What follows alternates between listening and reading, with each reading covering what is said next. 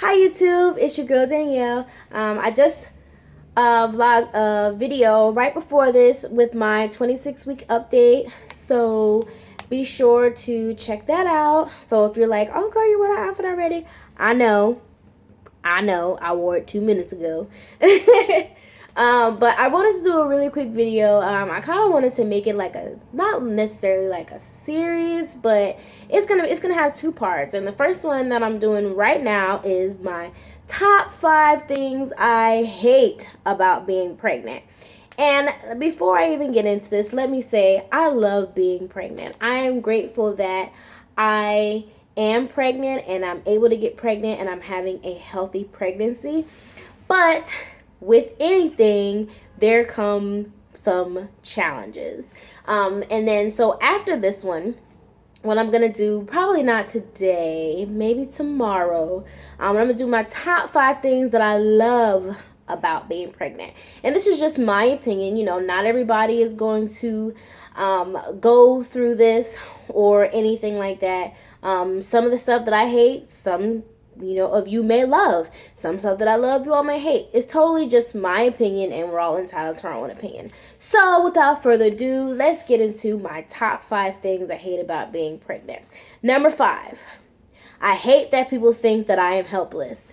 Y'all, my job, I love how supportive they are at my job, but they literally don't let me do anything sometimes. So, I work on a psych floor, and of course I can't do any patient care because it's a psych floor, and if a patient were to go off, they might hurt me and my baby. So I do a lot of admin work, which is more so just doing paperwork, making sure that the staffing is right. If somebody needs to be called in, I'll call them in, stuff like that. And I'll do like very minimum floor work just because I like to be out and about with people, and I can't sit in an office for 8 hours. I would go nuts.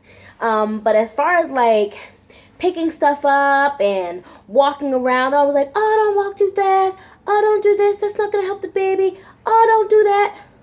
Y'all, I'm pregnant, not disabled. Like I said, I appreciate it. Thanks. But I'm still very early on in my pregnancy, and there are still some things that I can in fact do. I'd like to take advantage of being able to be lazy, and sometimes I do. However, I am very independent. I've always been independent, and just people making me feel like I'm helpless or I'm disabled just really gets on my nerves. It really grinds my gears. Like I said, I appreciate it because at least they care enough. Number 4, pregnancy insomnia. Y'all, I have not been able to sleep a good night's sleep in maybe the last 2 to 3 weeks. And I don't know what it is. One, either I'm waking up because I'm hungry, or I'm thirsty, or I have to pee, or I can't fall asleep, or I can't stay asleep, or I'm hot, or I'm cold, or I'm uncomfortable, or the baby won't stop moving. Like, I just can't go to sleep sometimes, and it sucks because I get off of work late. And so I'm hoping, like, okay, I can come home, do some real quick cleaning or some homework, go, and then go shower and go to sleep, and then I can wake up early and do some stuff. That is not the way my schedule goes. My schedule goes a little something like this. I come home from work after midnight, I do some cleaning, watch some YouTube videos, shower, do some cleaning, and I lie awake for hours. For hours and hours, and I'm getting up using the bathroom, or I'm getting up to get me something to eat, or I'm laying there watching my baby girl, move my belly all over the place. And it's not that I'm not tired, it's just for some reason I just can't seem to fall asleep. So pregnancy insomnia is definitely a big one, and apparently I'm starting really early in having pregnancy insomnia because most of my friends didn't get it until like their 3rd trimester. I mean, I'm only 2 weeks away from my 3rd trimester, but once again, I'm not in my 3rd trimester. So number 3, not being able to put my shoes on. And it's not just limited to me not being able to put my shoes on, but it's me not being able to pick up regular stuff. Like, me having to pick stuff up is a struggle. I'm just like, ugh, ugh, ugh. because my belly is in the way. So it's funny because my boyfriend and I have this routine where when he comes home and I'm getting dressed, he puts my shoes on. He's normally asleep when I come home from work, so I have to wake him up to take my shoes off. Yes, y'all, because I can't do it. I sometimes try to get slide-ons, but for work I wear a uniform, so I have to wear certain shoes. I can't wait till they tell me that I can wear different shoes because I'd like to have just a little bit of independence. But the upside is that it's a routine that me and him have. It's something that he does not mind doing. He'd actually rather do it than for me to do it. He'll pick up anything that I need. Heck, I was at work one day and I needed one of my coworkers to put my shoes on, and he totally understood because he has 2 children. So he's seen two pregnancies firsthand. So he totally understood and he totally got it. So that's number 4. So that's number 3. So number 2 are my emotions. I'm not really a crier too much. I do go through spells like maybe once every like month and a half where I cry a lot, but I tend to do it by myself because I don't really always want to be crying in front of my boyfriend because I don't want him to always think that, something is wrong. And he's been really good about comforting me and making me feel like everything's going to be okay. But sometimes I just need to cry, and I really don't know why. But then there are other times, which is more so recently, where I have an attitude, and I know I have an attitude, and I try so hard to just remain positive and have a smile on my face, and I can have a smile on my face. But the one time that somebody does something that makes me upset, especially if I'm out and about, it takes all the self-control in me to not, tell somebody off. And I'm just not that kind of person. I mean, I genuinely don't like rude or stupid people. However, I'm just not one of those people that just goes off and just, tells people off. Like, I'll tell you if you're being rude to me, but I won't, tell you off. But nowadays, I'm way more likely to tell somebody off more oftentimes than not. But I have not done that.